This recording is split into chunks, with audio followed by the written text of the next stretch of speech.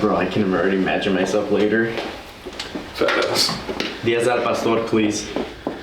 Fast. That is actually true. I once saw him eat 20 plus tacos.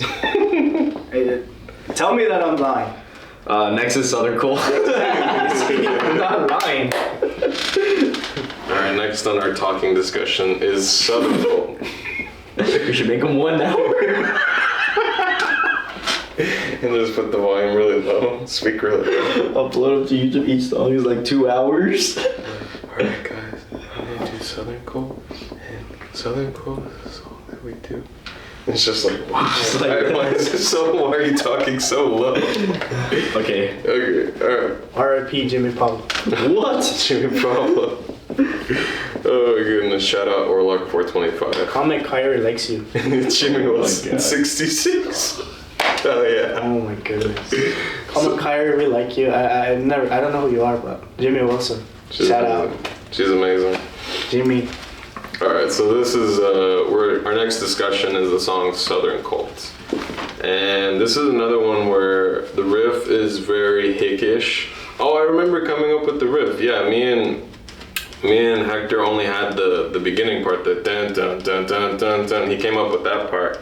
And then I remember, like, we were just like, all right, let's just improvise, let's just do it. So we got into a jam session, and I just remember just playing a B major and then switching to C, and we were like, that sounds cool. Like, so it goes dun dun dun dun dun dun dun, and then I just held the G, and then was like, bam bam, and that was random. Like, I was just like, all right, I'm gonna go for something, and that's how that little piece came up, and then the dun dun dun dun dun dun, that too. That, I realized later, is actually a Kid Cudi riff called Mr. Chip Douglas or something like that. Chip Douglas and something.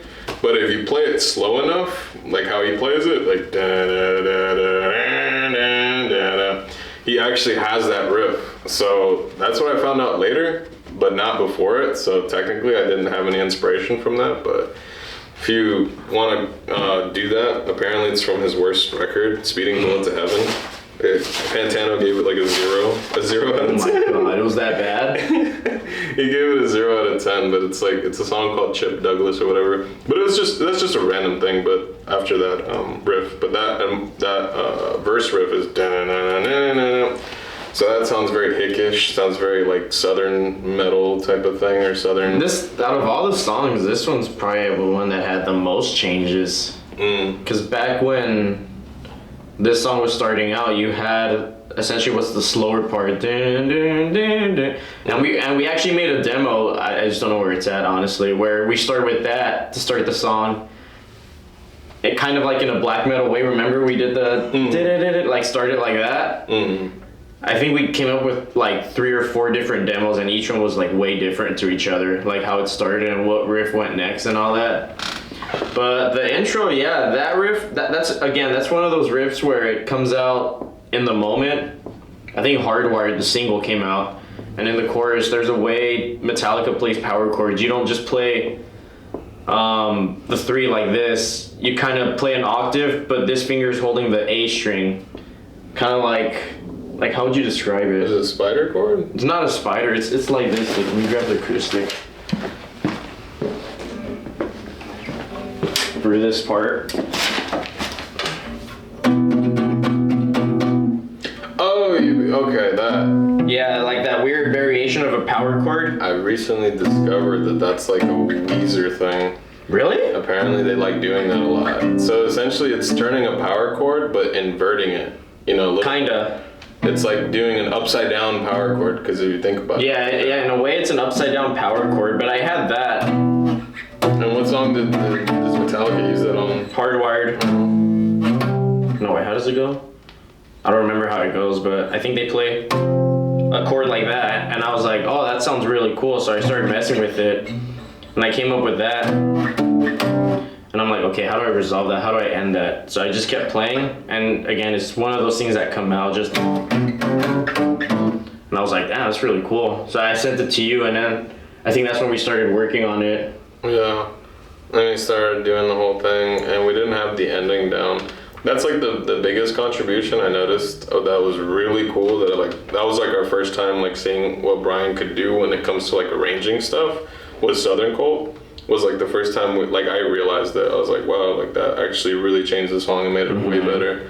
Which was combining that black metal thing, that little thing I do in the on the quiet part, I think the dun dun dun, dun, dun, but taking that and the strummed version of it. It originally, I don't know what originally was supposed to happen at the ending part. So it's supposed to go dun dun dun dun dun dun dun, and then what? It just ended, right? It was just dun dun dun dun dun dun dun. I think so, yeah. I think it just ended. Just ended. And then he decided to put in that little piece. I don't know where that originally was though. The dan digga do dan digga do dan digga dan digga dan digga do. I don't know where that originally was. I don't remember. But he combined that together at the end, and it made it more powerful. It made it like a cooler ending. And I think we shared it on our Instagram too. That little piece, that end piece, and it was really cool. But yeah, what did you think of Southern Cult when you first heard it? Another mess. It was mid, honestly, like mid. Oh man. I'll honestly give it like, I don't know, like 4 out of 10. Damn. That was fun. Yeah, it was a fun song. Coming up, I remember I came in. This was back at the old studio. I think it was one of those times that we put I think it was an iPhone in the restroom and we locked the door. And we just went outside and recorded. It's one of those days. So yeah, we just we did that, and then I saw they already had like the papers written down, arranged in the way they thought it worked, and I just listened to it because I play by ear. So I listened to what they were trying to go for, and it worked to a certain extent, but it to me it just wasn't great. So I made a few changes and I presented it to them and they liked it. We tried it out. It worked well, and obviously I had to come up with drum parts. This song has a lot of different drum parts, and just before playing here with them, I never really used to play with the toms as much. Here I have had to play with the toms quite a bit, and it's been very interesting. This is one of those songs where we play with the toms. I think we started with the toms on this one, right? Yeah. Right? Yeah. We started with the toms on this one. We started with the cymbals.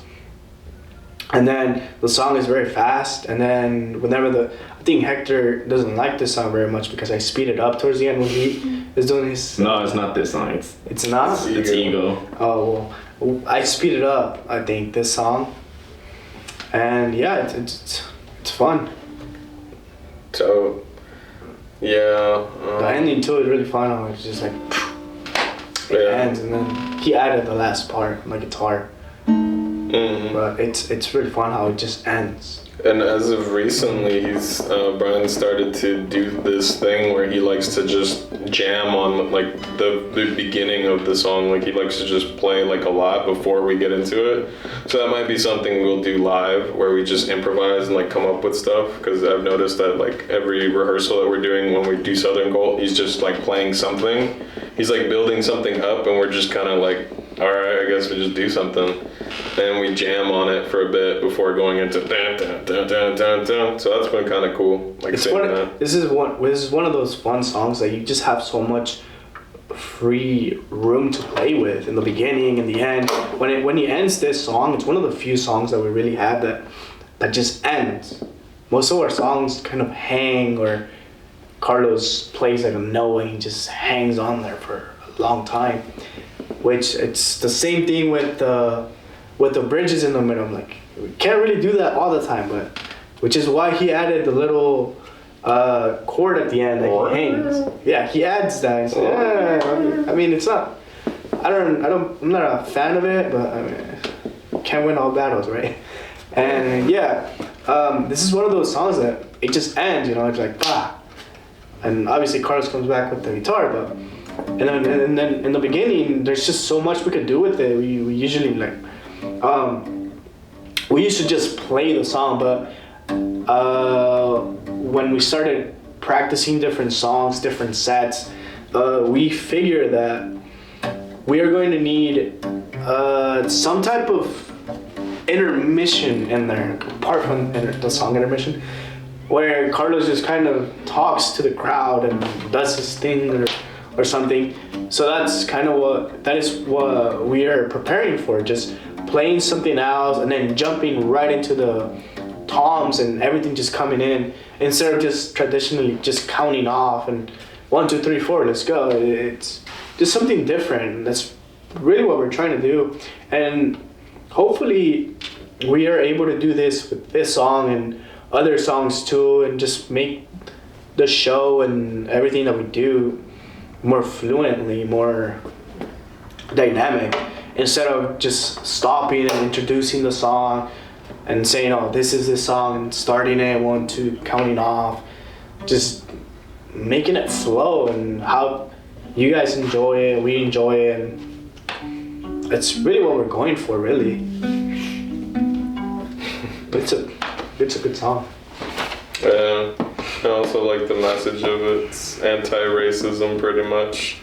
So it's like it's like our version of Nazi Punk's "Fuck Off" by the Dead Kennedys, but the difference is it's not a punk song. It's not like 2 minutes. It's a little bit longer, but yeah, we don't like racist people. They kind of suck. What do you think, Southern Cold, so far?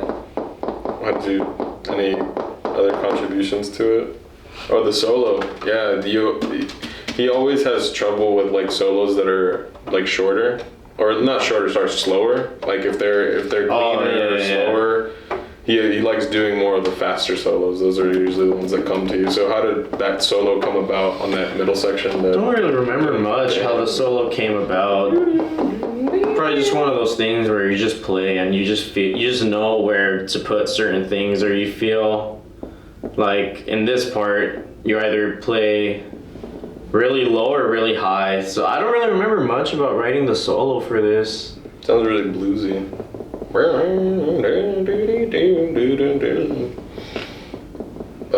okay, any guitarist that you thought, were you thinking like this is your version of not on this one, no. Forgiven? Nah. That big ass thing. Just play the solo. All right, man. Yeah. And we didn't have a Bob Rock moment because AJ is not like really Bob Rock, maybe. I'm trying to think of a thing where he like changed it and we were like, oh, okay, cool. Not on this song, at least. No, not on this one. I think he did it on Drywall. He was like really helping us out with that one, like trying to figure it out. I don't know. But yeah, shout out to AJ. He's kind of like the Bob Rock of the producers. No, he's not, but he's still good. He's pretty good.